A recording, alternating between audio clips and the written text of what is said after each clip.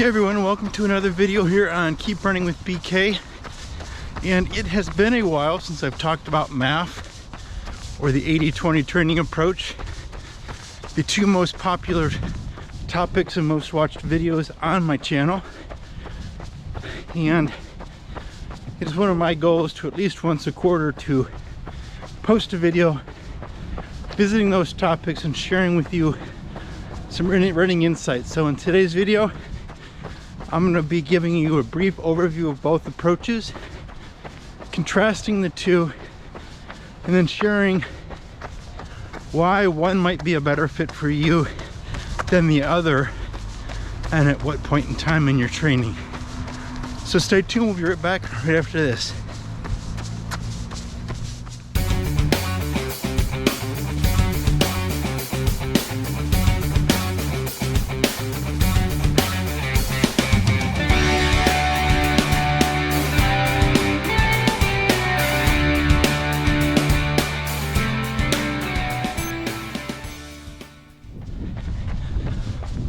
So welcome back everyone to another video here on Keep Running with BK.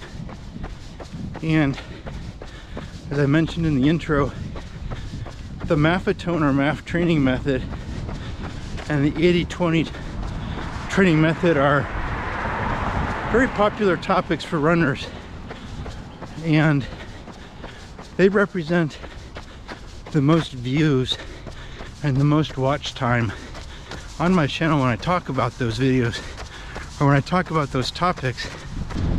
Here in the channel, one of my goals is to share running insights that help us to continue to learn as runners, and share training tips that help us to continue to improve,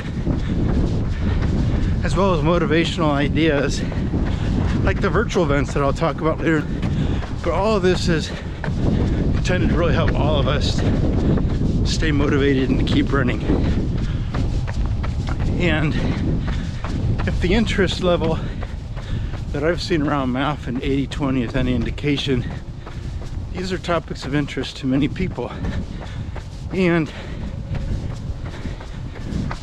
you know, the Mafitone or MAF training method is something I didn't discover until about 2 years ago. It's the beginning of the pandemic. So after watching a lot of videos, after getting the book and reading it myself, and for the large part spending the majority of the last 2 years striving to run in line with the Mafitone training principles, I found it to be a very beneficial training program for me and for others. Essentially what it is it is a low heart rate training method intended to help runners stay below their maximum aerobic threshold. So you calculate a heart rate and you use a heart rate monitor to help you kind of monitor the effort that you're putting forth as a runner. It takes into account things like your current fitness level, stress levels, terrain, weather, diet, sleep, perhaps training fatigue. All those things are kind of monitored and taken into account, and by staying underneath this training threshold, you are essentially developing your aerobic capacity. You're developing your aerobic engine, your body's ability to burn fat more efficiently, which is important as endurance athletes. And generally speaking, MAF is considered a low heart rate, easy, slow running method. Now that's a gross generalization, and there's certainly more to it, and it is not opposed to or against hard running.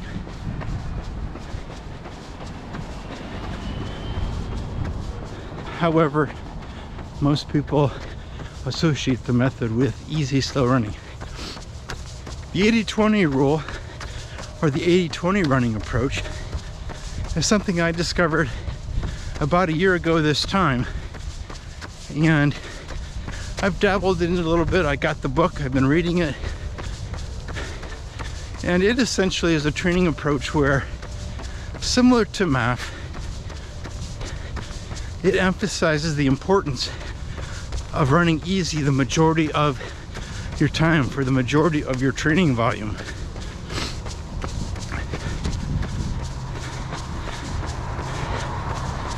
Majority in the sense that, as you can tell from its name, 80% of your running should be easy. And then 20% of your running is targeted at hard effort to develop your lactic threshold and other aspects of becoming a more complete runner. So it emphasizes the importance of easy running, but is usually one that people gravitate towards to really help them to maintain a balance between easy running and hard running, and avoiding that moderate intensity level in the middle training zone. So generally speaking, both of these methods talk about and emphasize the importance of easy running as part of the majority of your training volume. Both of them can teach you what easy really feels like. MAF primarily through the use of a heart rate monitor, calculating your maximum aerobic heart rate, where 80/20 also can utilize a heart rate monitor, but you can use other mechanisms, power meter, other things. You can even use kind of a perceived effort. And there's all kinds of scales out there that you can kind of gauge how hard you're running based on your breathing, based on your ability to talk. And so it's not as, say, rigid if needing a heart rate monitor, but again, emphasizing, make sure that you're not pressing, you're not pushing any intensity during your easy runs, and then really going hard on those hard days. Now, before I go on any further, I want to invite you, if you're new to the channel, consider subscribing. It's free. I think the channel is currently sitting around 350 subscribers, and I have a goal of trying to get to 500 by the summer. And if you'd like watching video content on things like training methods, or even learning about other aspects of being a more complete runner, consider subscribing. And one of the other things that I'm promoting with the channel this year is trying to plan and facilitate some virtual events so we can have fun running together, even though we are all over the globe. And so to talk more about that, here's a short video on our first upcoming spring virtual event. Check it out. Hey runners, mark your calendars for Saturday, March 26th for the first Keep Running with BK virtual running event of the year. The channel will be facilitating a virtual 5K prediction run. This is a fun event for runners of all ability and fitness levels. It doesn't matter how fast you are, it is about how close you come to predicting your finishing time. So starting March 1st, all you have to do to enter this free event is to email me your name and prediction time to bkskeeprunning@gmail.com. How you determine your prediction is totally up to you. This is an opportunity for all of us as part of a virtual running community. Feel free to tell your friends. And then after you run on Saturday, March 26th, email me again with your finishing time and tell me a little bit about your experience. I will share the results of the top predictors in a video shortly after the event. I might even share some of your experiences on the channel, with your permission, of course. Again, this is a totally free event. There are no prizes this time around, just a fun opportunity for friends, supporters, and subscribers to the channel from all around the world to run together and have fun sharing the results. And just so you know, I will not be sharing your email information with anyone. I'm simply using email since not all of us are on the same virtual platforms, but all of us probably have an email. Race day is Saturday, March 26, 2022. I hope you'll participate. If you're new here to the channel, don't forget to subscribe. You don't want to miss out on any information regarding other virtual events planned for later this year, and check back for a new video each week. Until then, stay safe, train smart, and keep running. Guys, I hope you're getting as excited about this virtual event as I am. I hope you'll consider registering over the next 3 weeks, sending me your prediction times via email. You can find that email down in the show notes below. And stay tuned, we've got 3 more virtual events planned for this year. This summer we're gonna do a virtual backyard challenge where we'll pick a day and you can join me for as much or as little of it as you want. The idea will be to run a mile every hour on the hour, up to a 24-hour period, just to challenge ourselves in a new and different kind of way. In the fall, we're gonna do a virtual half marathon. That'll give us time over the summer to plan for that, train for that, and we'll talk more about training for half marathon and marathon distances. And then this winter we'll do a virtual distance relay of some sorts. I'm still working through the details, but I'd love to have you not only subscribe to the channel, but to join in on the fun so we can enjoy running together as the Keep Running with BK community. You know, both MAF and 80/20, as I was saying, can help us as runners to truly embrace and understand the importance of easy running. And what does easy running really truly feel like? So many of us run too hard too often, and it really does hamstring our training and ability to improve as runners. You know, it also begs the question then, which is the right fit for you? When should I follow MAF? Or when should I consider 80/20 for my training approach? As I mentioned, I've used both, and here's what my recommendations would be.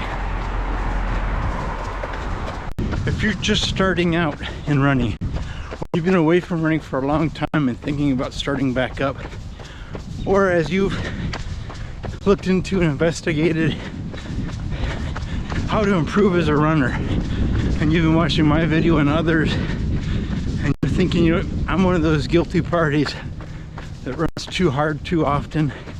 I get stuck in that moderate intensity, and you want to really improve your aerobic fitness. Maybe you're coming off an injury or a long time illness, then MAF might be the best place to start. I would encourage you to commit to following the MAF principles for 3 to 6 months. Understanding it's going to be frustrating at times.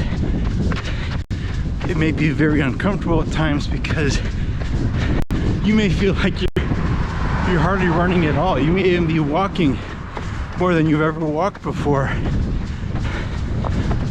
But you are retooling the way your brain works. You are retooling the way your body responds to training stimulus. You're trying to train the body to burn fat more efficiently, and you've got to stay down in that aerobic zone for it to learn that. One of the concerns a lot of folks have in following the MAF training method is, can I really get faster? Can I really improve through just simple, easy running? And the answer to that is yes. Briefly, just to recap some of the benefits that I've experienced. One, I'm able to run more frequently. I'm able to run more miles and more consistently than I ever have in nearly 4 decades of running since following the MAF training method.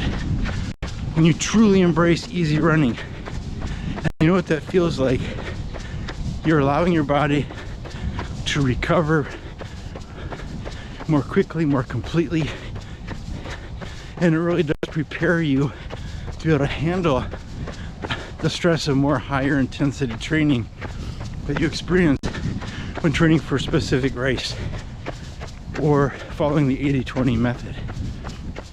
I've used the monthly MAF test pretty consistently over the past 2 years to measure how far I can actually run at the same effort level. And if I'm improving, I should see a progression where I'm running further and further, thus faster and faster under the same conditions and at the same heart rate. And that's been true. I've actually improved at my maximum aerobic heart rate, my target MAF heart rate, by nearly 1 minute per mile. So I would say it's effective and it works.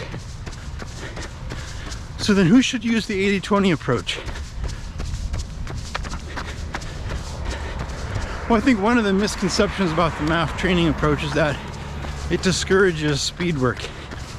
It discourages hard running. And that's simply not the case.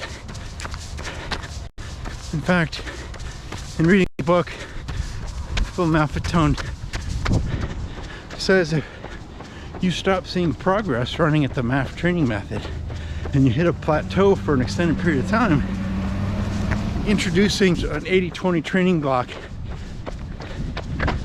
can stimulate further growth and development in the muscles and the other systems at work in becoming a complete runner, so you can continue to make improvement. You know, if you're someone who is confident you've got a grasp on easy running, maybe you followed the MAF training method and learned that as I did, and transitioning from 100% MAF to an 80-20 approach where you're following a lot of the same MAF principles during your easy efforts, using a heart rate monitor to control the effort on those easy days, and then pushing the effort, running harder within that 20% of your weekly training volume makes sense. And that's probably the right fit for you. After you've established your base training.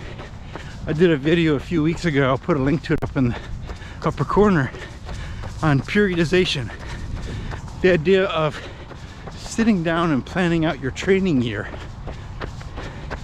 and having micro training cycles with specific focuses. I, for one, pretty much run the MAF training approach during the winter and the summer. The 2 times a year, when because of the weather conditions, because of the lack of any specific important races I might train for, I can focus on building my base. I can safely build my training volume to get stronger as a runner through being able to run more miles each week and building that mileage safely. In a case like that, that's where I'm using the MAF training method. But then in the spring and fall, when I'm training with specific speed goals or specific races, for instance, this year, I really want to work on my 10K speed in the spring. So very soon, I will start transitioning from 100% MAF to the 80-20 approach to do that. Then I'll return to MAF. I will continue to build my training volume in preparation for an 80-20 block this fall when I train for a fall marathon. And so I don't think that it has to be one or the other. I'm not married to a training approach more than I am training principles. And both training approaches offer sound training principles to systematically and safely train to continue to improve and be a more effective runner. What I always like to emphasize on this channel is the goal is to train smarter. And learning about these training approaches, learning what their emphasis is, learning on the things that they're trying to encourage you as a runner to do, then positions you to be able to adjust and to adapt over the course of the year so that your training supports your training goals, but it also helps to keep you injury free. It allows you to run for a long time and incrementally improve with time. Well, I hope that you found this particular video helpful. If you did, consider giving me a like, and if you have any questions or comments or even experiences of your own you'd like to share, feel free to share those down in the comments. I always enjoy reading those. I try to respond to every comment or question that I get if I have something of value to add.